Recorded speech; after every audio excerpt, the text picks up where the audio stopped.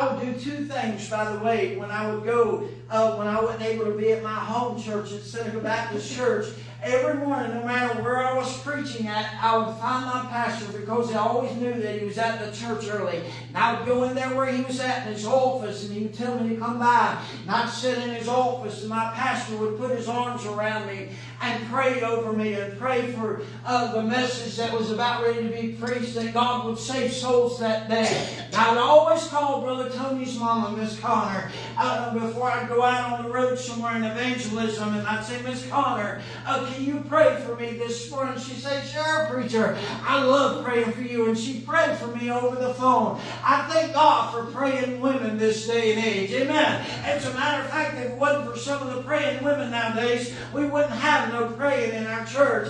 I thank God for women that pray for me as their pastor. I thank God for women that pray over their children. I thank God for women that get alone somewhere and say, God, Mama, you know where my kids are. I just want you to touch them. And God, I got my hands off of it, but I want you to use them for your glory and your honor and not for mine. I thank God for women nowadays. My grandma was a praying grandma. I don't care what you ask her. I believe if you ask her for a piece of pie, she'd tell you, let me pray about it first. That's just the way that she was. She prayed about everything. I would call my grandma when something was going wrong in my life.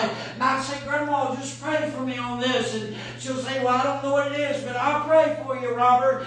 You know you're my Robert, and I love you. And I'd say, I love you too, Grandma. And Grandma would pray for me about a matter in my life. I thank God I could call my mama any time of the day or night and say, Mama, I need you to pray for me. And I have no doubt this morning that my mama would seek God in prayer. I'm telling you, it's a good thing as an older man this morning to know that I have praying women involved in my life. Amen this morning.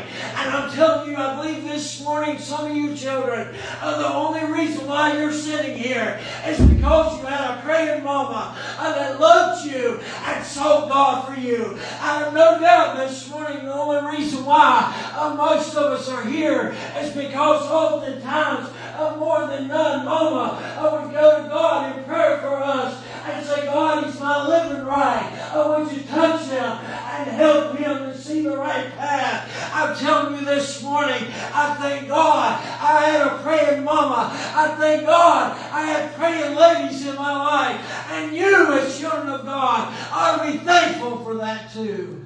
You women that are in here this morning, if you don't pray, shame on you. You need to get a prayer life.